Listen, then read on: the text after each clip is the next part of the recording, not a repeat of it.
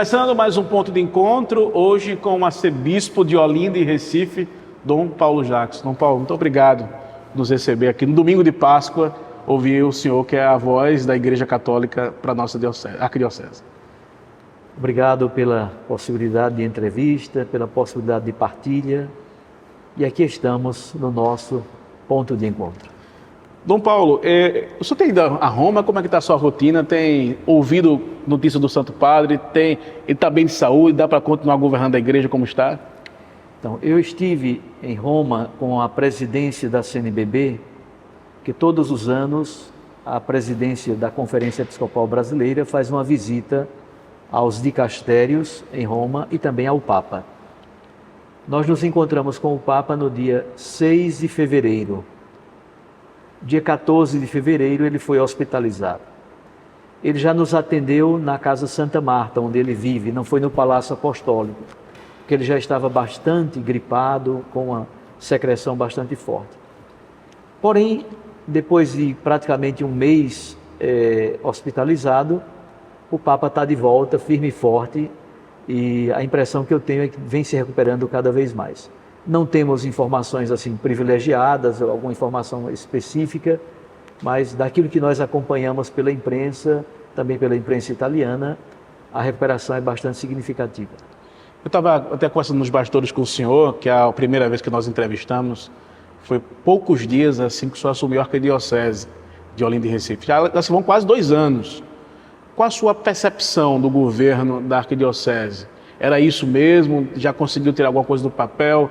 Tem muita coisa ainda planejada para frente? De fato, a arquidiocese, 2 anos a gente toma pé. Depois, como é algo muito grande, são quase 4 milhões de habitantes, mais de 150 paróquias, uma área geográfica não muito extensa, mas que envolve também Fernando de Noronha. Mas mesmo não sendo uma área extensa, é densamente povoada. Esse primeiro momento é para a gente tomar pé nas coisas, conhecer os sacerdotes, que a vida pastoral missionária propriamente dita acontece nas comunidades, acontece nas paróquias. Os padres é que estão na ponta da rama, assim. Então, o bispo de uma arquidiocese desse tamanho tem uma grande tarefa de ser o animador, o pastor, o presbítero no sentido etimológico da palavra, o irmão mais velho que coordena, articula e faz com que a máquina esteja azeitada para que funcione, chegando até a ponta da rama. Depois tivemos a graça de receber 2 bispos auxiliares. Isso. Um deles já era nosso, era vigário-geral, Dom Josivaldo. O outro, Dom Nereudo, apesar de ser pernambucano, estava fora na Paraíba já há algum tempo. Então, de fato, agora, depois da Semana Santa, é que nós começaremos a implementar projetos pastorais, missionários. Depois estamos realizando o grande sínodo arquidiocesano. Então eu creio que o resultado do sínodo, em consonância com as novas diretrizes da CNBB, porque o processo foi um pouco complexo, meio espiral. Estava acontecendo o sínodo em Roma. Então, de certo modo, nós ficamos esperando o resultado do sínodo de Roma para escrever as diretrizes da ação pastoral e evangelizadora da igreja no Brasil. Saem agora nesta assembleia que vai acontecer em Aparecida, no dia 30 de abril ao dia 9 de maio. Então, sínodo de Roma, diretrizes da CNBB, resultado do sínodo arquidiocesano. Ao final, nós teremos esses 3 elementos juntos para escrever um relatório final do sínodo arquidiocesano, que dará as grandes luzes e diretrizes para a caminhada pastoral e missionária na nossa arquidiocese. O senhor fala que a partir de agora começa de fato a sair do papel, começou a dar a sua cara do seu episcopado. E que rosto é esse que o senhor traz para a arquidiocese de Recife? Eu creio que um primeiro elemento diz respeito à formação. Certo. Formação dos futuros presbíteros. Porque nós não podemos caminhar com a igreja numa direção e formar presbíteros noutra direção. E a formação que nós desejamos é de presbíteros que sejam homens equilibrados, abertos àquilo que o Papa Francisco tem proposto como novidades do caminho sinodal missionário para a Igreja, mas ao mesmo tempo fiéis à doutrina, fiéis à liturgia, respeitosos com o povo, respeitosos com a piedade popular, que saibam escutar, que saibam tomar decisões colegiadas. Então, a formação dos futuros presbíteros é uma prioridade fundamental na nossa caminhada arquidiocesana. Depois, aprofundar o processo de formação. A impressão que eu tenho é que durante muito tempo a Igreja negligenciou a formação de leigos e leigas e, de certo modo, isso foi terceirizado via internet. Isso. Então, esse fenômeno que temos, por exemplo, de formadores, gurus, via internet, obviamente que é uma coisa inexorável, ou seja, não temos mais como voltar atrás. Porém, se nós reforçarmos o nível comunitário, miúdo, lá na sua comunidade, escola da fé, grupos de reflexão, leitura da palavra de Deus, formação de novas comunidades, acompanhamento das comunidades. Então, padres, religiosos, religiosas e leigos, formando cristãos para a iniciação à vida cristã. Um dos elementos fundamentais porque as pessoas se afastam, por exemplo, de uma comunidade cristã católica, é porque não fizeram uma iniciação à vida cristã profunda, séria, e não vivenciaram um encontro pessoal e existencial com o nosso Senhor Jesus Cristo. Então, nós queremos, de certo modo, impostar a caminhada pastoral e missionária para valorizar a iniciação à vida cristã, a formação à luz da palavra de Deus, mas reforçando, sobretudo, o nível e a instância da vida comunitária, dos pequenos grupos. Então, a ideia é assim, cada paróquia ser uma grande rede de pequenas comunidades, que se reúnem, seja no prédio, no condomínio, na rua, na capela, e no domingo, esta rede de comunidades se reúne para celebrar a Eucaristia. Então, o presbítero, o padre daquela paróquia, é um animador de muitas comunidades e é o presidente da celebração da Eucaristia que dá o tom da unidade fundamental à paróquia inteira. E essas pequenas comunidades, de fato, devem ser pequenas comunidades, como na igreja primitiva. Um grupo de 20 pessoas que se reúne, por exemplo, no intervalo do ambiente de trabalho. Em Brasília, eu conheço algumas experiências muito interessantes. Pessoas que trabalham juntas numa mesma entidade, numa autarquia daquelas, num órgão público, e na hora do almoço, tiram 20 minutos, meia hora daquele período do descanso entre um turno e outro, para rezar juntos, para ler a palavra de Deus, para partilhar. E esse grupo pequeno, que é uma célula, é uma pequena comunidade, aos domingos participa na sua paróquia da Santa Eucaristia. Então, a Eucaristia dominical é o ponto de unidade de uma rede grande de pequenas comunidades. Então, eu creio que a formação presbiteral, novos presbíteros para uma igreja nova, à luz daquilo que propõe o Papa Francisco, o resultado do sínodo, as diretrizes da CNBB e o nosso sínodo arquidiocesano. E segundo, investir em pequenas comunidades fundamentadas na palavra de Deus, retomar um pouco a ideia do encontro de irmãos, mesmo que não tenha o nome encontro de irmãos, mas a ideia é investir em pequenas comunidades que possam atingir as pessoas existencialmente, afetivamente inclusive, lá na ponta da rama, lá na pequena comunidade, no condomínio, no prédio, onde quer que as pessoas estejam. No hospital, há grupos, por exemplo, que se reúnem, são funcionários dos hospitais e no intervalo se reúnem para rezar, para ler a palavra de Deus, para meditar, para compartilhar um pensamento de fé, de caridade, de bondade e de esperança. E esses grupos que estão em pequenas comunidades espalhadas, aos domingos participam na paróquia da Santa Eucaristia como ponto central e o ápice, o cume da semana é a participação na Eucaristia dominical. Eu recordo que no seu discurso de posse, e também na entrevista que eu revisitei, o senhor citou que iria mesclar, meio com uma temperança entre Dom Vital e Dom Helder. Depois de quase 2 anos, o senhor está sendo mais Dom Vital ou mais Dom Helder? Eu acho que o caminho é exatamente da temperança, do tempero entre os dois. Acho que Dom Vital é um grande símbolo do apóstolo da liberdade da consciência. A liberdade de Dom Vital em relação àquele contexto complexo, concreto, que envolveu maçonaria, etc., etc. Então, a liberdade também diante dos poderes públicos foi algo assim impressionante. Então, a santidade de Dom Vital se expressa sobretudo na sua liberdade de consciência. E Dom Helder, não precisamos dizer muito, porque é o homem da justiça social, da caridade, é o dom da paz, é o dom dos pobres. Então a gente tenta unir essas duas dimensões. Agora, outra dimensão importante, que talvez esteja para além de Dom Vital e de Dom Helder, é a preocupação também com a organização, com a estrutura física e econômico-administrativa da arquidiocese.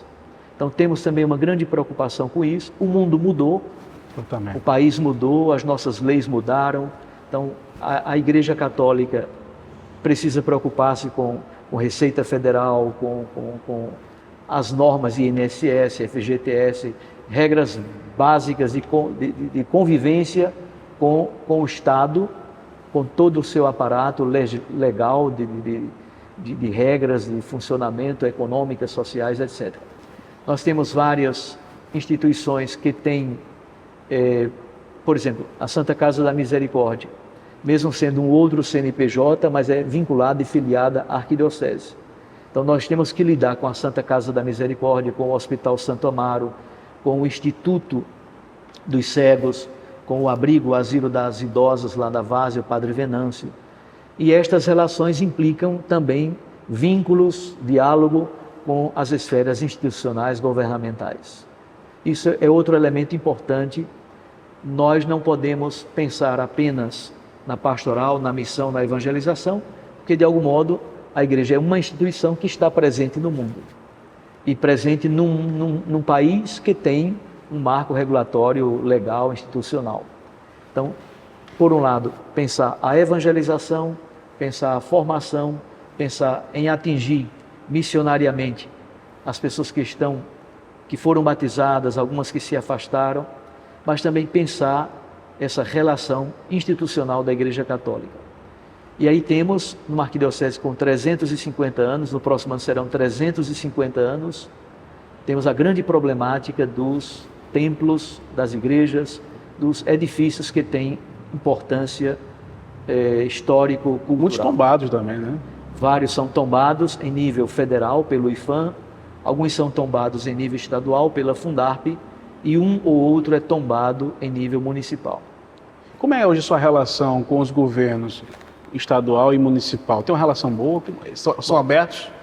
Bastante. Então, com a governadora e a vice-governadora e com toda a estrutura do estado de Pernambuco, a relação é muito boa, muito serena. Quanto aos municípios, na verdade são 19 municípios na diocese. Então, no geral, as relações são muito abertas, muito serenas, sobretudo com os maiores municípios, nós temos relação muito, muito próxima. Relação institucional, de diálogo aberto, bastante próxima, inclusive com várias parcerias. A gente citou Dom Vital e Dom Helder, e como é que está o processo de beatificação deles? Continua caminhando, mas não temos ainda nenhuma novidade. No caso de Dom Helder, a grande batalha é que Dom Helder produziu muito, escreveu muito. Então, a Santa Sé não tem oficiais, não tem funcionários suficientes para ler rapidamente toda. Depois há muitas causas de canonização pelo mundo afora. Precisa que se leia toda a obra, que se dê um parecer dizendo está tudo de acordo com a doutrina católica, não há problemas, etc. Então, encontrar pessoas para ler todos aqueles volumes que foram mandados para Roma das obras de Dom Helder, escutar todas as entrevistas e dar um laudo, dar um parecer de que está de acordo com a doutrina da Igreja Católica. Então, ainda vai demorar um tempo, mas nós temos esperança de que a coisa possa caminhar. Muito provavelmente, a causa de Dom Vital, primeiro porque é mais antiga, segundo porque não há tanta produção como no caso de Dom Helder. Dom Vital morreu muito jovem, Isso. joveníssimo, e a causa é relativamente clara. Para mim não tenho dúvida nenhuma da santidade dele, mas os processos realmente demoram porque há várias etapas que precisam ser cumpridas. Vamos falar um pouco da CNBB, da Conferência Nacional dos Bispos do Brasil, que o senhor, inclusive, faz parte da direção. A CNBB é muito criticada pelas pautas sociais, às vezes, que acampa. Qual a sua opinião diante dessas críticas que muitos, até que o senhor falou aí, desses gurus que saem da internet, que usa e bate de frente com a CNBB? Eu acho que há um equívoco. Veja bem, aquilo que nós chamamos de tradição na Igreja Católica, a tradição é o caminho da Igreja guiada pelo Espírito Santo ao longo da história. Então a tradição começa com Jesus, traditio em latim significa entrega. Então Jesus entrega o depósito da fé por sua paixão, morte e ressurreição, entrega aos apóstolos. Começa com a Igreja Apostólica e segue ininterruptamente ao longo de séculos. Ora, eu não posso selecionar, pensar e escolher um determinado ponto desse longo processo de tradição e dizer, aqui está o único período que de fato é tradição. E me fincar a bandeira nesse único período e dizer, aqui está a legítima tradição da Igreja. Não. A tradição é ininterrupta, passa pelo Concílio Vaticano II e chega até Francisco. Ininterruptamente. Com acertos, com graças, com bênçãos, com equívocos, com erros e pecados. Obviamente que quem guia essa tradição ao longo dos séculos é o Espírito Santo. O que é que eu percebo? Houve a grande renovação litúrgica, a abertura da Igreja para dialogar com o mundo moderno. Isso foi feito no Concílio Vaticano II. O Concílio Vaticano II foi um concílio ecumênico. Todos os bispos do mundo, inclusive com 2 papas, o primeiro João XXIII, que morreu durante o concílio, e depois Paulo VI. Então, o resultado de um concílio, obviamente que é algo normativo, é algo vinculativo. Então, o concílio diz, a Igreja deve abrir-se para o diálogo ecumênico. Aí alguém, muitas vezes até sem formação teológica nenhuma, sem autoridade hierárquica nenhuma, diz, ecumenismo não é coisa de Deus, ecumenismo é heresia. Ora, que autoridade alguém tem para negar um concílio e dizer que ecumenismo é heresia? Então significa que há algumas afrontas e há inclusive alguns fechamentos e negações que ferem a comunhão. Quando, por exemplo, alguém sai em defesa de um bispo que foi declarado cismático, que rompeu com a Igreja Católica, então significa que aqui nós temos heresia e cisma. Então, se eu defendo o bispo cismático como o suprassumo da doutrina católica, da defesa da doutrina católica, significa que eu já rompi a comunhão. Então é muito importante ter clareza de que nós não podemos ultrapassar o Rubicão. Isto é, se você é católico apostólico romano, não existe católico apostólico romano sem papa, sem bispo, sem conferência episcopal. Tudo isso está estabelecido nessa única tradição viva da Igreja, ininterrupta ao longo dos séculos, guiada pelo Espírito Santo. Muitos dizem que a conferência não é parte da hierarquia da Igreja. Pelo menos é o que a gente lê nas críticas da CNBB. Não foi lido, então, o relatório final do Sínodo. Então, o Papa Francisco, nesse relatório final do Sínodo, ele nos ajuda, obviamente, está correto de certo ponto de vista. A conferência episcopal não é de direito divino. A ordenação de um bispo é de direito divino. Ok, está correto. Então, o bispo, na sua diocese, ele é a autoridade suprema, vinculada diretamente ao Papa. Porém, mais e mais, sobretudo depois deste sínodo sobre sinodalidade, o papel das conferências episcopais vem ganhando força maior.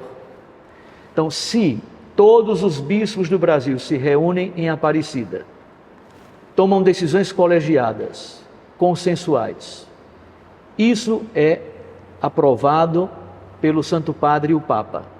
Então, é óbvio que existe um grau de normatividade e de vínculo de obrigatoriedade, ao menos de obrigatoriedade moral, de eu, como bispo de Olinda e Recife, vivenciar, cumprir aquilo que foi decidido colegialmente. Então, se eu estava em Aparecida, vai haver assembleia na outra semana, eu estarei em Aparecida, fiz parte das decisões, aprovei as decisões, assinei a decisão. Quando chego da minha diocese, eu digo, não, eu não cumpro isso aí, porque isso não tem nada a ver, conferência episcopal não é de direito. É um equívoco, é um equívoco. A conferência episcopal, de fato, é um órgão de colegialidade, de comunhão, de animação pastoral e missionária, e a Conferência Episcopal Brasileira e todas as outras pegam exatamente as grandes linhas da ação missionária e articula, anima, acompanha em nível de Brasil por meio dos regionais da CNBB. São 19 regionais da CNBB. O que eu não posso é dizer, isso aqui é da fé cristã, isso aqui não é. Ora, a fé cristã é mais ampla do que o meu desejo? Tem uma dimensão de liturgia? Claro que tem. Tem uma dimensão de palavra de Deus e catequese? Claro que tem. Mas também tem uma dimensão social. Por exemplo, campanha da fraternidade. Tem toda essa polêmica pelo Brasil afora. Fizeram cavalo de batalha contra a campanha. É muito simples. A campanha da fraternidade deve ser compreendida, inserida na espiritualidade quaresmal. Então, há pessoas que na quaresma não conseguem falar de campanha da fraternidade porque dizem não é coisa de Deus. Outros só conseguem falar de campanha da fraternidade e esquecem os elementos fundamentais da quaresma. Nenhuma coisa nem outra. A campanha da fraternidade deve estar inserida na espiritualidade quaresmal. Então, a minha conversão no período quaresmal passa também pela dimensão da conversão em relação à comunidade, em relação à sociedade, em relação à natureza, em relação à criação. Obviamente que uma pessoa convertida, amiga de Jesus Cristo, não fere, não destrói, não faz mal à criação que é obra de Deus. Quem faz mal à criação, fere o próprio Criador. É assim que nós compreendemos. O senhor acha que essa radicalidade que a política nacional no Brasil está vivenciando contaminou também a igreja? Não tenho dúvida. Mas isso é um pouquinho anterior, não é nem de agora. Nós temos uma democracia muito jovem. Isso. Nós saímos de uma ditadura militar em 85. Isso. Então, esta sociedade da polarização do lá e lô já vem de um pouquinho mais atrás. Desde a década de 60, com a abertura democrática em 85, começou um processo grande de polarização. Depois, o primeiro nível da polarização em nível político, com o PSDB e o PT, sobretudo os dois ícones, Fernando Henrique Cardoso e Lula, e agora, mais recentemente, a polarização em torno do presidente Bolsonaro e do presidente Lula. Então, estas polarizações foram muito ruins, e eu tenho a impressão que a polarização política também contaminou, em nível interno, as nossas comunidades eclesiais. Depois, de certo modo, dentro do catolicismo e dentro do protestantismo, sobretudo de caráter mais neopentecostal, também houve uma certa adesão a um modelo político e contrário a outro. Então, houve determinadas escolhas, alguns pastores de igrejas neopentecostais optaram por um projeto político. Alguns pastores de igrejas mais históricas por outro projeto político. Essa visibilidade da polarização política, de certo modo, termina respingando também no nível eclesial. Queria pedir licença ao senhor para a gente ir para um rápido intervalo. E você que acompanha o Ponto de Encontro, voltamos daqui a pouquinho com Dom Paulo Jackson, arcebispo de Olinda e Recife. Voltando aqui do intervalo, conversando hoje no Ponto de Encontro com o arcebispo de Olinda e Recife, Dom Paulo Jackson. A gente estava falando dessa polarização, Dom Paulo. A impressão que fica é que, como o senhor falou, que chegou também na igreja O que é que precisa para tentar reunificar a sociedade e a igreja em um propósito só que é Cristo, no caso? São Paulo, na carta aos Efésios, capítulo 2, versículo 14, diz uma coisa muito bonita. Pelo sangue derramado de Jesus na cruz, pelo mistério da cruz do Senhor, ele derrubou o muro da inimizade, o muro da divisão, o muro da separação. E de dois povos fez um só. Então eu creio que olharmos de novo para Cristo Jesus. Segundo, termos conhecimento daquilo que é a Igreja Católica na sua inteireza, na sua doutrina completa. E não simplesmente selecionar pedaços da tradição que me agradam. Não, eu seleciono isso porque eu gosto disso, eu gosto desse Papa, eu gosto daquele. Não. A Igreja Católica é um todo, é um mistério completo. Depois, não podemos tergiversar em relação à aceitação do Concílio Vaticano II. Um concílio ecumênico é dogma. Porque colocar um contra o outro, parece que é Trento contra Vaticano II. É um equívoco. Tanto Trento quanto o Vaticano II, ambos são concílios da Igreja. Ambos devem ser acolhidos e amados. Depois, a tradição viva da Igreja não parou em Pio X. É outro equívoco grande. Então, a tradição viva da Igreja passa por Pio X, passa por João Paulo II, por Bento XVI, mas chega a Francisco. É uma tradição ininterrupta. Eu não posso escolher o Papa que me apraz, o Papa de quem eu mais gosto. Eu gosto desse aqui, então eu escolho e seleciono. Você pode selecionar obra, um documento que mais lhe agrada, etc. Mas não partes da tradição pinçadas como se fosse a tradição inteira. Depois há o respeito pela hierarquia, o respeito pela Igreja Católica no sentido de sem bispos não existe Igreja Católica, sem Papa não existe Igreja Católica. Então, quando se vê algum cristão católico orando pela morte do Papa Francisco, é sinal grave de que alguma coisa está azeda, alguma coisa está equivocada. Então, no nível de Brasil, nós precisamos também distender as relações. Os homens e mulheres públicos precisam mais e mais terem postura verdadeiramente de estadista. Confiarmos nas instituições, que é uma coisa muito difícil, porque as instituições no Brasil são muito jovens e algumas são muito frágeis. Mas confiar nas instituições, ter uma postura mais de Estado e menos de bandeira de partidos e menos de governo. Os grandes projetos do país praticamente não existem. Então, quase não temos projetos de Estado. Um projeto que ultrapasse o mero 4 anos de um governo. Então, o meu período de governo, 4 anos. Mas há alguns projetos no campo da educação, no campo da mudança da estrutura, por exemplo, do processo de industrialização, no plano do respeito à sustentabilidade.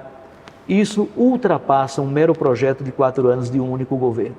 Deveriam ser projetos de Estado, envolvendo os parlamentares, envolvendo também uma grande reflexão na sociedade civil, para que tenhamos projetos em médio e longo prazo que ultrapassem os governos. Quem quer que esteja no governo, alguns projetos deveriam ser perenes, sobretudo no campo da educação, que aí deve estar o grande resgate da identidade nacional, e nós temos que sanar esta desigualdade social tão gritante que existe no nosso país.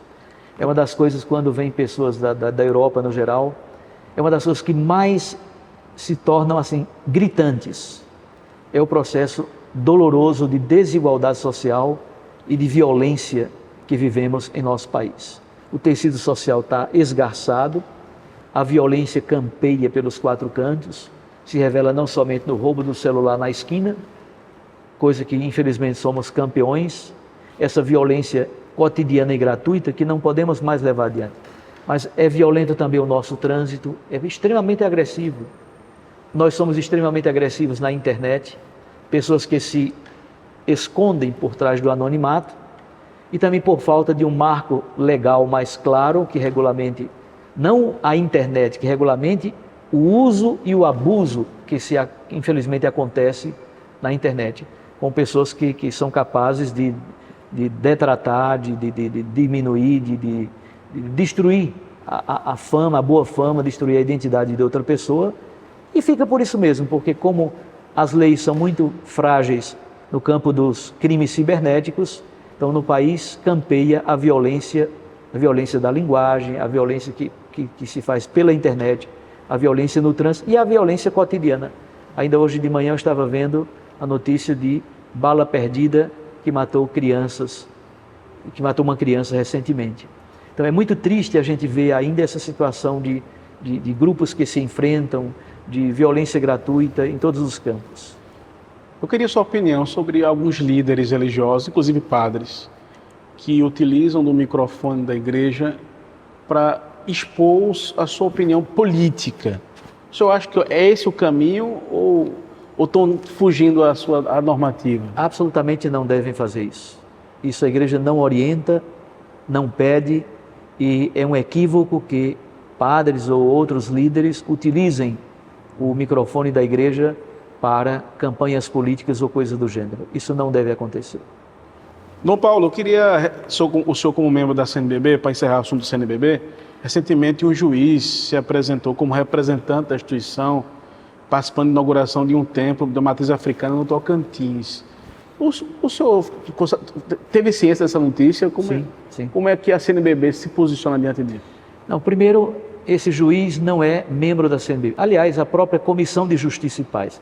É porque as pessoas não compreendem bem como funciona a estrutura da CNBB. A CNBB tem a Assembleia dos Bispos, que acontece uma vez por ano. No intervalo entre uma Assembleia e outra, existe o Conselho Permanente, que é o órgão que fala em nome da CNBB. Depois do Conselho Permanente vem a presidência da CNBB. Nem mesmo as comissões episcopais têm direito e autoridade para falar em nome da CNBB. Então, só fala em nome da CNBB a Assembleia, o Conselho Permanente e a presidência. Essa é a primeira coisa. Segundo, esse senhor, ele foi membro, bem no passado remoto, da Comissão de Justiça e Paz de um determinado estado do Brasil. Ele não mais o é. E mesmo assim, a Comissão de Justiça e Paz não é um órgão da CNBB. Tem ligações com a CNBB, mas é um órgão, inclusive, ecumênico, que existem organizações, organismos institucionais da CNBB, organismos vinculados, organismos conexos. Então, a Comissão Justiça e Paz é um organismo conexo, tem alguma ligação, mas tem CNPJ próprio, é um organismo ecumênico, não é da CNBB. Além do mais, ele não teria, por não ser da Comissão Justiça e Paz, já não mais o é, além do mais, ele não tem autoridade de falar em nome da CNBB. Agora, aprovar e apoiar a abertura de templo satanista é um disparate absoluto. Mesmo que ele tivesse toda a autoridade do mundo de falar em nome da CNBB, certamente se ele tivesse essa autoridade ele não falaria, porque nós somos terminantemente contrários à liberdade de expressão, à liberdade de culto. Isso, obviamente, a Constituição brasileira permite. Mas liberdade de culto para culto satanista, obviamente que nós somos contrários. Isso está completamente contrário ao Evangelho e à doutrina da Igreja Católica. Dom Paulo, me permita falar mais tanto de política, que esse é um programa político, tá? Por isso que a gente está tocando tanto assunto nessa área. E qual o papel do leigo na política partidária? Como a igreja pensa esse papel do leigo? Veja bem, aqui sim, temos um campo de ação imenso. Os leigos e leigas devem atuar. Isso foi incentivado sempre pelos papas, pelos bispos ao longo da história. É o campo de atuação verdadeiramente dos leigos e leigas. Devem conhecer a doutrina social da igreja, da Rerum Novarum até recentemente o Papa Francisco escreveu a Laudate Deum. Então, os leigos e leigas que querem se dedicar ao mundo da política devem conhecer todo este aparato da doutrina social da igreja, militar num partido que tenha causas, de certo modo, comuns ou pelo menos aproximadas com aquilo que a igreja pensa, não participar de partidos que sejam terminantemente contrários. É bem verdade que nenhum partido vai ser de acordo com a doutrina social da igreja. É difícil, isso dizer. Nenhum plenamente. Então você deve escolher um partido que tenha ao menos elementos próximos e comuns. Nenhum deles se identificará plenamente com aquilo que a igreja é, com aquilo que é a doutrina social da igreja. Mas ao menos que não haja empecilhos e conflitos gritantes que sejam antagonismos insuperáveis. Mas os leigos e leigas podem e devem militar na política partidária desde os conselhos paritários nos municípios, passando pelos conselhos tutelares e as câmaras de vereadores, a Assembleia Legislativa e inclusive o Congresso Nacional, além de poderem participar também dos cargos eletivos para o Poder Executivo, nos 3 níveis. Com o passar dos anos, a bancada católica no Congresso foi exaurindo. Não seria uma hora da igreja acordar, pelo menos, entre aspas, ser mais enérgica de apontar os leigos, é o papel deles, para esses cargos, ou não é o caminho para a igreja no Brasil? A igreja nesse campo é muito cauta, muito cautelosa. Então nós temos o cuidado para não dividir a comunidade. Então, obviamente que a igreja deve incentivar que os leigos e leigas participem da vida pública e disputem cargos eletivos. O incentivo, o acompanhamento, seja dos possíveis candidatos, sejam depois que eleitos, a igreja também deve acompanhar os eleitos. Agora, existe uma frente parlamentar católica já bastante ampla no parlamento nosso, em nível federal, e tem se articulado um grupo bastante bom de deputados e senadores que são católicos, efetivamente católicos, e que se articulam, rezam juntos, participam da Santa Missa e também debatem pautas que tenham afinidade com a doutrina social da Igreja. Dom Paulo, o Anuário Pontifício 2025 apontou que o número de católicos no mundo aumentou. Sim. Porém, números do Brasil mostrou um declínio dos números de católicos. Qual a sua opinião desse movimento meio que paradoxal, ou pelo menos avesso? No mundo católicos aumentam e no Brasil cai. Eu não tenho ainda os dados do Brasil, estamos esperando os resultados do recenseamento último de 2022. Então essa pesquisa... Mas já tem matéria já... mas ainda não é oficial plenamente. Os dados que nós temos extraoficiais dizem que mais ou menos o número de católicos no país permaneceu estável. O que cresceu, o que teria crescido, seriam aqueles que se declaram sem religião ou sem igreja. Tem fé, tem alguma vinculação com a divindade, mas não querem participar, não querem pertencer a nenhum grupo. Agora, em nível mundial, sobretudo por causa da África e da Ásia, então, o catolicismo tem crescido bastante na Ásia e também em vários países da África, sobretudo na África subsaariana.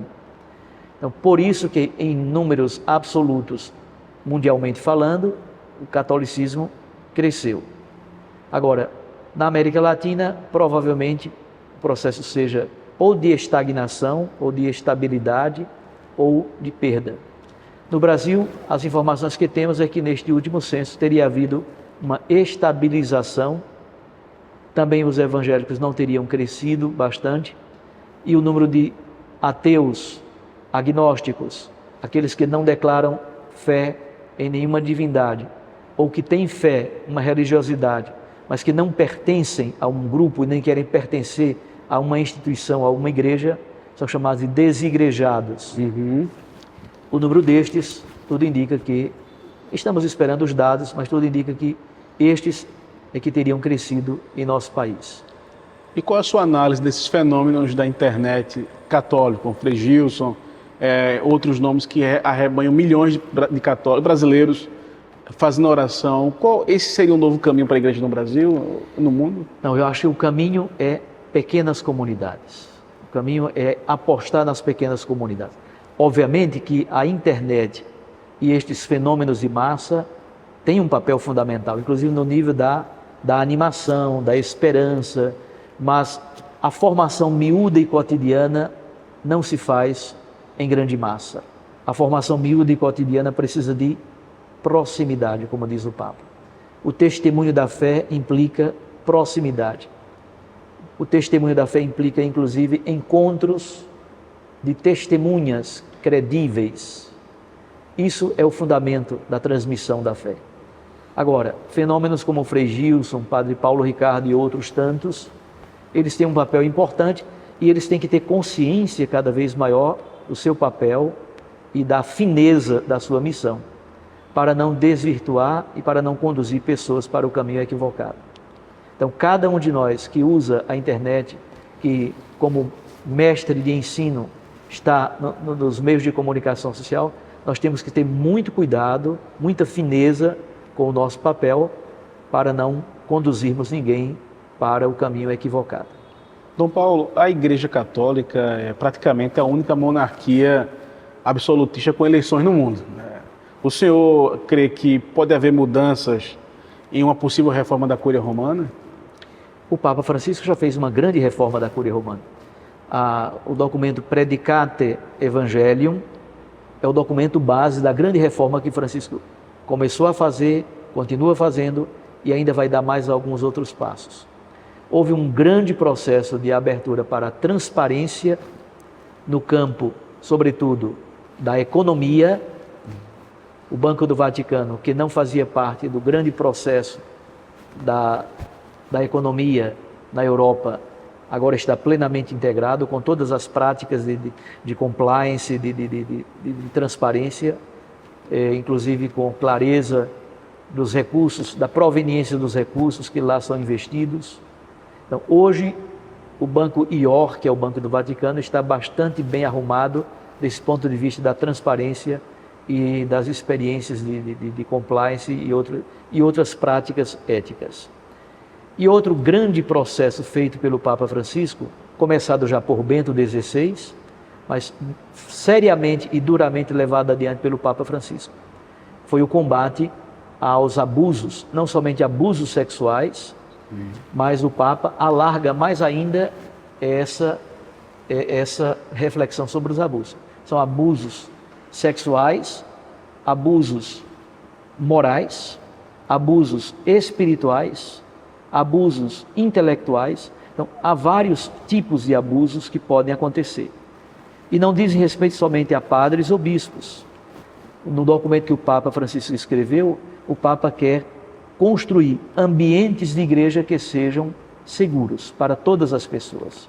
Isso envolve também diáconos, religiosos, religiosas, catequistas, ministros da Eucaristia. Então, todas as pessoas que estão trabalhando no ambiente de igreja devem ser monitoradas por essas práticas de salvaguarda e tutela dos menores e das pessoas vulneráveis.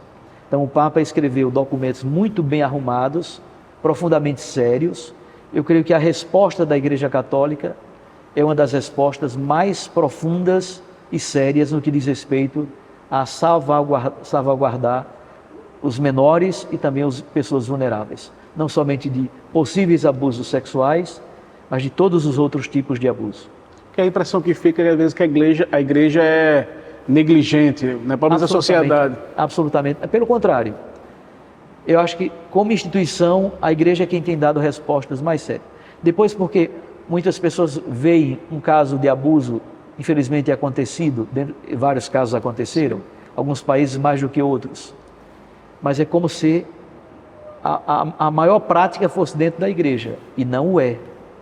A maior prática está no campo da educação, por exemplo, professores, gente que trabalha com esporte, com acompanhamento de adolescentes, em treinamentos físicos, etc., pedagogos, e depois os próprios parentes.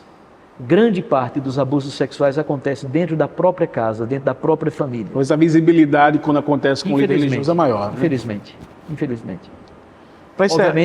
Obviamente que é uma coisa deplorável, detestável, e nós temos que agir com total rigor, caso aconteça ainda casos semelhantes. Mas, por exemplo, na nossa arquidiocese de Olinda e Recife, graças a Deus, a gente é bastante sereno nesse sentido. Quando temos notícia, no site da arquidiocese, tem lá um elemento chamado denúncia. Lá você entra no site, toda arquidiocese precisa ter uma comissão de tutela, é preciso ter um protocolo. Nós temos um protocolo claro. Caso apareça alguma denúncia, como se procede? Tem um protocolo claro. Tem no site o ambiente de denúncia, que você pode fazer uma denúncia, inclusive anônima. E chegando a denúncia, todas são investigadas e levadas adiante. faz-se a triagem e, dependendo do caso, inclusive se pode entregar ao Ministério Público, à Polícia Civil e, no caso de processos eclesiásticos, se mandam para Roma. Dom Paulo, para encerrar, qual a mensagem de Páscoa, nesse domingo de Páscoa, você deixa para os pernambucanos que estão nos acompanhando de Recife até a Frande? Então veja, Páscoa, em primeiro lugar, no mundo judaico, é a passagem da escravidão do Egito para a liberdade na terra da promessa, em Canaã. Depois o povo atravessou o deserto durante 40 anos. Nós somos um povo peregrino. Mas para nós cristãos, a Páscoa é a vitória da vida sobre a morte. É a certeza de que o túmulo está vazio, de que ele não está lá. Jesus está vivo, ressuscitado. E isso não é uma ideia, isso não é uma teoria, isso não é nem mesmo somente um dogma presente do catecismo da Igreja Católica. A Páscoa, a ressurreição, claro que é um dogma, claro que é uma verdade de fé, mas sobretudo é uma experiência existencial. Eu desejo que Cristo ressuscitado, o Senhor da vida, para além de chocolate e de coelhinho, que é uma bobagem sem tamanho, essa infelizmente entrou no nosso imaginário que Páscoa é coelhinho da Páscoa e chocolate. Não, Páscoa é Jesus Cristo vivo e ressuscitado. Esta energia, esse poder de Deus que transforma a vida da gente e faz com que a gente possa caminhar na direção dele, na direção do bem, da vida, com o perdão dos pecados, a renovação espiritual e um caminho novo de criatura nova para amar, para servir e para sermos éticos e bons, para construir um mundo melhor segundo o coração de Deus. Feliz Páscoa, então, de ressurreição para todos vocês. Dom Paulo, muito obrigado pela gentileza de, na sua agenda tão corrida, nos receber aqui no Palácio. É uma alegria. Deus o abençoe e abençoe também todos que fazem a CBN. E a você que acompanhou o Ponto de Encontro, até o próximo domingo. Em breve vou anunciar o convidado.